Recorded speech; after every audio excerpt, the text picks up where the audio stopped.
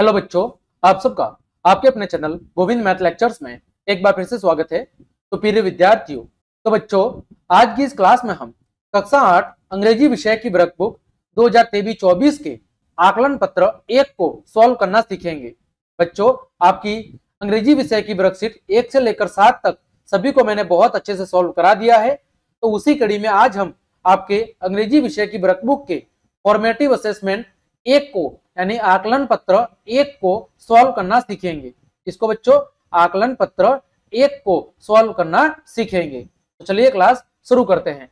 देखो बच्चों, पहला प्रश्न, अवर लाइब्रेरी। लाइब्रेरी का मतलब क्या है बच्चों? पुस्तकालय। आपके विद्यालय में जहां पर पुस्तकें रखी जाती है तो लाइब्रेरी का मतलब होता है बच्चों पुस्तकालय। तो अवर लाइब्रेरी हैज मैनी बुक्स। हमारी लाइब्रेरी के अंदर कई सारी बुक्स है, किताबें हैं। In this sentences the library is. तो यहाँ पर जो लाइब्रेरी शब्द यूज हुआ है वो क्या है? तो बच्चों लाइब्रेरी क्या है? किसी स्थान का नाम है। तो प्लेस का मतलब क्या होता है बच्चों? स्थान। तो लाइब्रेरी क्या है बच्चों? लाइब्रेरी किसी स्थान का नाम है जहां पर किताबें रखी जाती है। दूसरा बच्चों, what does a lawyer do. Lawyer का मतलब होता है बच्चों वकील। तो बच्चों वकील क्या करते हैं? तो बच्चों वकील क्या काम करते हैं? Fight cases. जो अलग अलग केसेस होते हैं, जो अपराध से संबंधित या किसी भी प्रकार से संबंधित जो केस होते हैं उनके क्या करते हैं? सुनवाई करते हैं न्यायालय के अंदर। आगे बच्चों, प्रश्न संख्या 3, tick the correct option for the given symbol. यहां पर जो संकेत दिया गया है इसका सही अर्थ क्या होता है?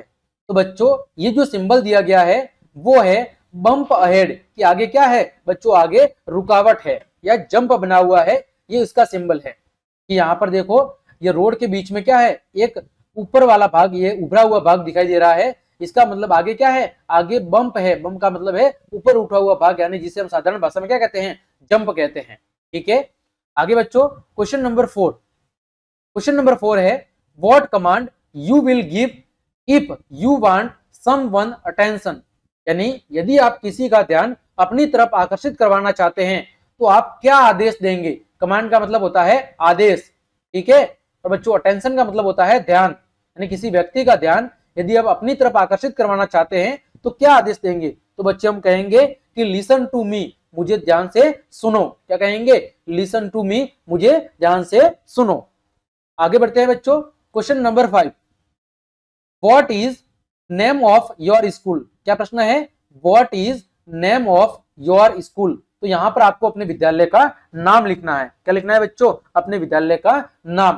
तो मैं कहूंगा my school name is, my school name is government senior, ठीक है, सेकेंडरी स्कूल अनादरा। ठीक है। आप चाहे तो अपने विद्यालय का नाम जो भी है वो लिख सकते हैं। आगे प्रश्न संख्या 6, क्या दिया हुआ है? Making 3 sentences using nouns. यानी इन संज्ञा शब्दों का उपयोग करते हुए आपको 3 वाक्य बनाने हैं। पहला है एनिमल, यानी किसी जानवर या पशु पर बनाना है। ठीक है। तो हम कहेंगे कि cow is a useful animal. Cow क्या है? गाय एक उपयोगी पशु है। Cow is a useful animal. ठीक है। दूसरा, थिंग, किसी वस्तु पर। किस पर बनाना है? वस्तु पर। बच्चों वस्तु पर हम कह सकते हैं कि दिस इज अ टेबल। यह क्या है? यह एक टेबल है। तो दिस इज अ टेबल। अगला है पर्सन। पर्सन यानी कि व्यक्ति। आपको किसी व्यक्ति पर एक वाक्य बनाना है। तो हम कहेंगे कि Ram is a good boy. Ram is a good boy. ये क्या हो गया? किसी व्यक्ति पर आधारित वाक्य हो गया। आगे प्रश्न संख्या 7, व्हाट विल यू से इन द गिवन सिचुएशंस। आपके सामने कुछ स्थिति दी गई है कि इस स्थिति में आप क्या कहेंगे। सिचुएशन का मतलब क्या होता है? स्थिति। ठीक है। तो पहली स्थिति है योर फ्रेंड हेल्प्ड यू। यदि आपका मित्र आपकी मदद करता है तो आप उसे क्या कहेंगे? तो बच्चों उसे हम कहेंगे थैंक यू। क्या कहेंगे? Thank you. ठीक है, या थैंकिंग यू, कोई भी कह सकते हैं। अगला, someone said sorry to you.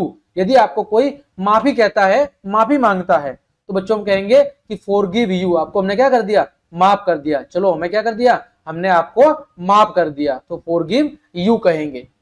आगे बच्चों प्रश्न संख्या 8, right 5 words and 5 sentences on the given picture.